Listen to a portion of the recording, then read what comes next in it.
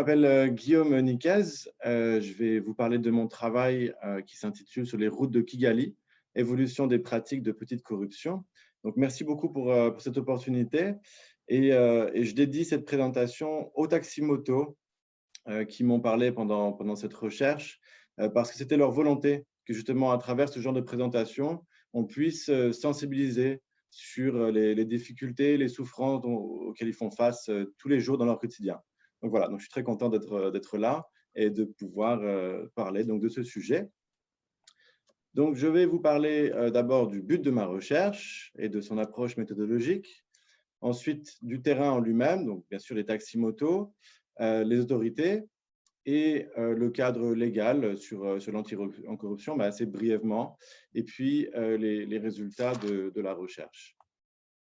Donc, le but premier de la recherche, c'était analyser les écarts entre la politique anticorruption et son instrumentalisation par les acteurs sur le terrain, dans le but in fine de mieux comprendre la gouvernance au Rwanda actuellement, donc le Rwanda contemporain.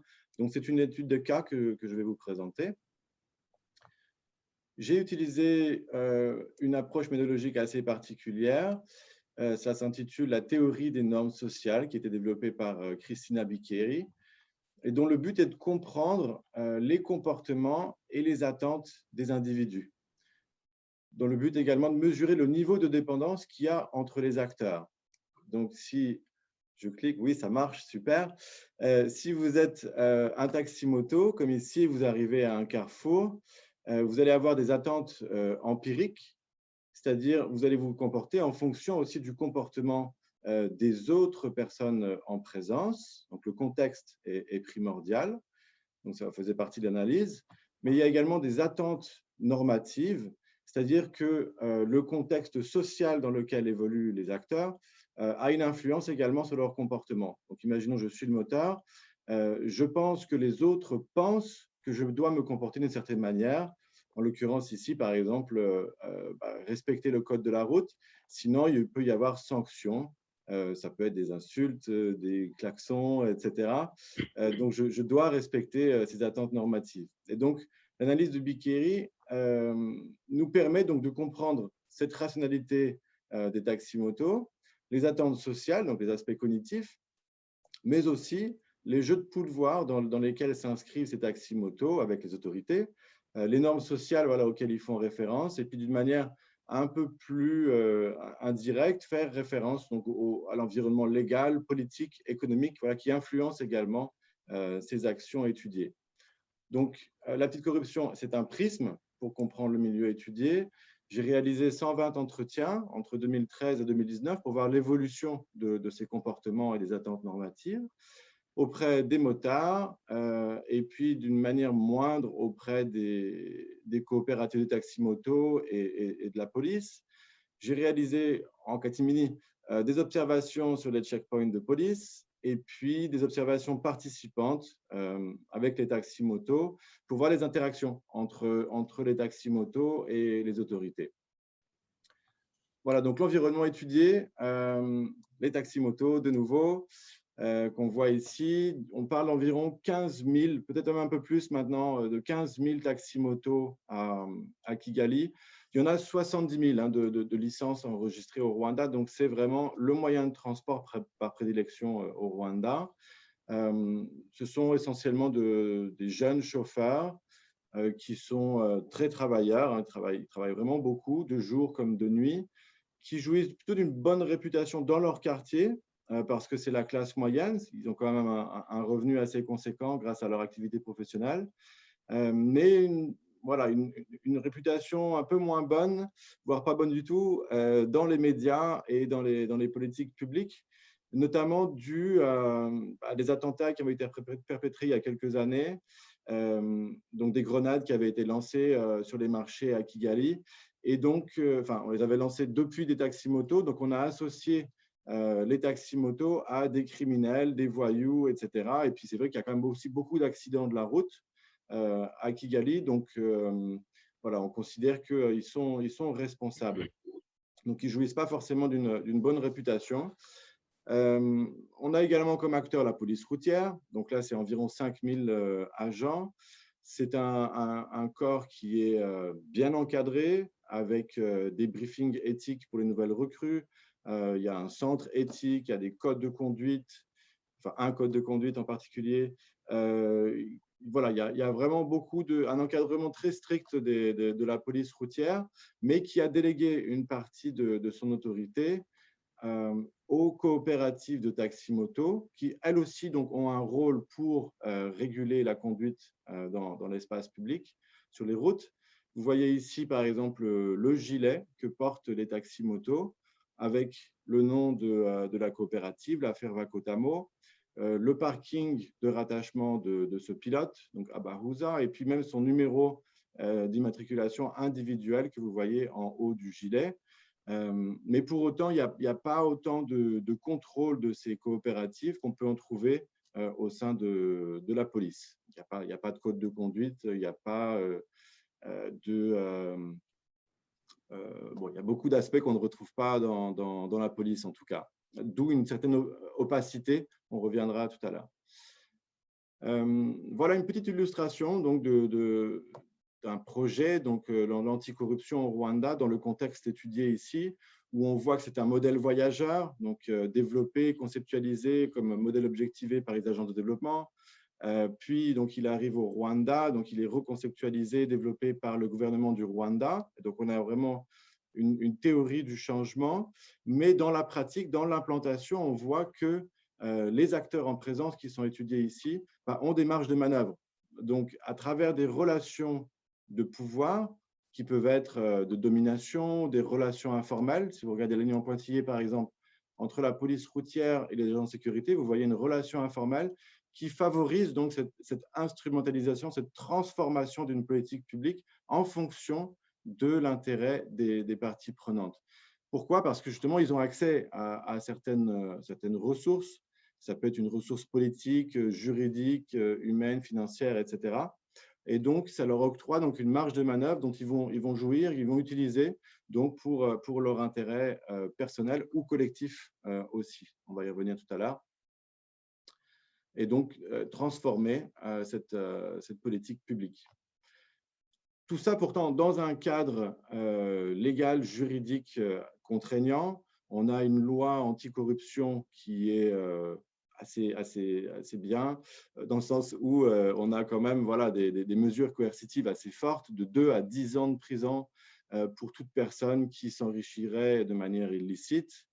On a, comme vous le voyez ici, des panneaux dans toute la ville qui incitent la population à blow the whistles, donc c'est-à-dire à faire le lien avec les autorités lorsque voilà, on est en présence d'un acte de corruption.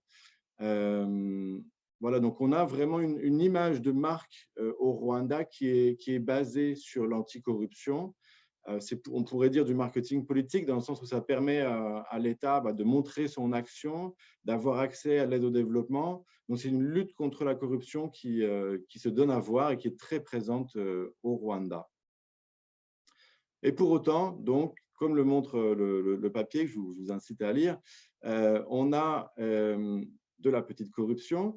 Et ce qui est intéressant pour notre analyse, c'est qu'on voit qu'il y a une insertion sociale de cette petite corruption. Pourquoi? Parce qu'il y a des dynamiques sociales collectives qui sont derrière. Donc, ce n'est pas juste un rationnel coût-opportunité individuel. On a des dynamiques collectives ou sociales. Donc, par exemple, la notion d'intermédiaire, elle ressort souvent dans les interactions entre les agents de sécurité, la police, et les taxis-motos, où on va essayer donc de camoufler les pratiques en essayant de les insérer socialement. C'est-à-dire l'intermédiaire va jouer finalement le rôle de garant pour les protagonistes et s'assurer qu'il n'y ait pas de délation. C'est quand même quelque chose d'illicite, la petite corruption. Donc, on va s'assurer voilà, que c'est bien inséré socialement et qu'il ne va pas y avoir de difficultés pour les protagonistes. Aussi, ce que je montre, c'est qu'il y a l'utilisation d'un langage crypté. Par exemple, un taxi-moto, lorsqu'il entend de la part de la police « donne-moi vendredi », alors, il sait que vendredi, c'est le 5e jour de la semaine, donc il va donner 5 000 francs. Voilà, donc il y a ces petites manières comme ça de faire le lien avec des dynamiques sociales. Il y a d'autres, hein. Il y a par exemple la notion de pardon qu'on retrouve beaucoup. Donc un taxi-moto va demander pardon à la police lorsqu'il se fait arrêter parce que voilà, c'est un registre qui est familier pour les protagonistes.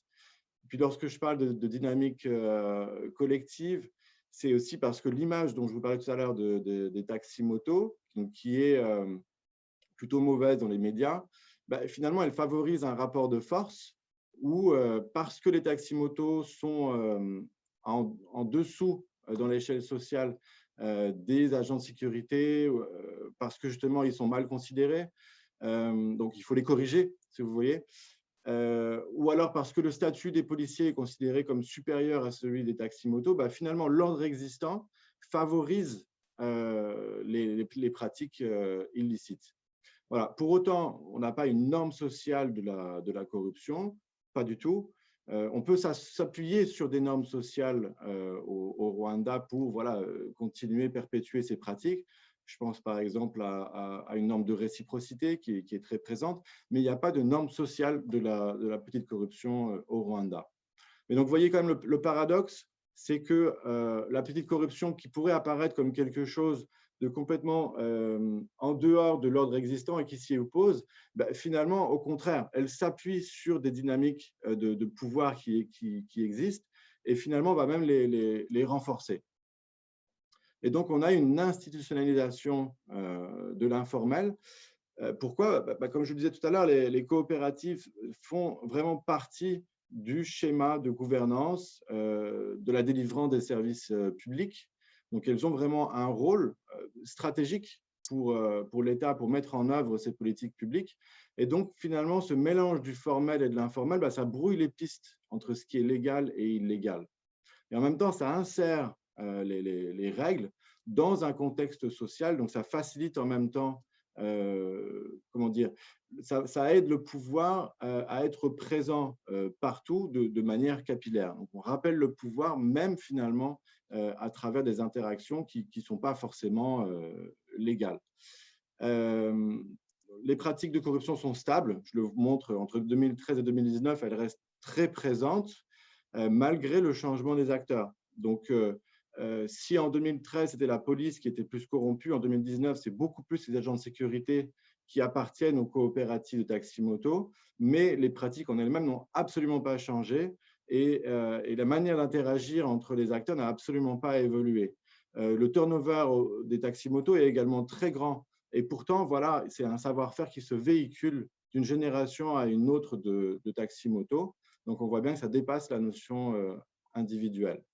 Voilà. En conclusion, donc le Rwanda voilà, fait face à une coproduction de l'ordre avec donc ce mélange des prérogatives entre la police et les coopératives, par exemple, dans mon cas. Et donc, ça engendre ici une coproduction de la corruption. On voit également que la politique de tolérance zéro vis-à-vis de la corruption, finalement, elle contribue, elle renforce aussi cette verticalité du pouvoir qui elle-même donc favorise les malversations. Donc indirectement, c'est assez paradoxal, mais la politique de tolérance zéro vis-à-vis de la corruption, elle favorise les malversations. Et puis, enfin, je pense que cette théorie des normes sociales développée par Christina Bicchieri, elle est assez intéressante à aller jusqu'aux aspects cognitifs, comprendre les attentes sociales des acteurs.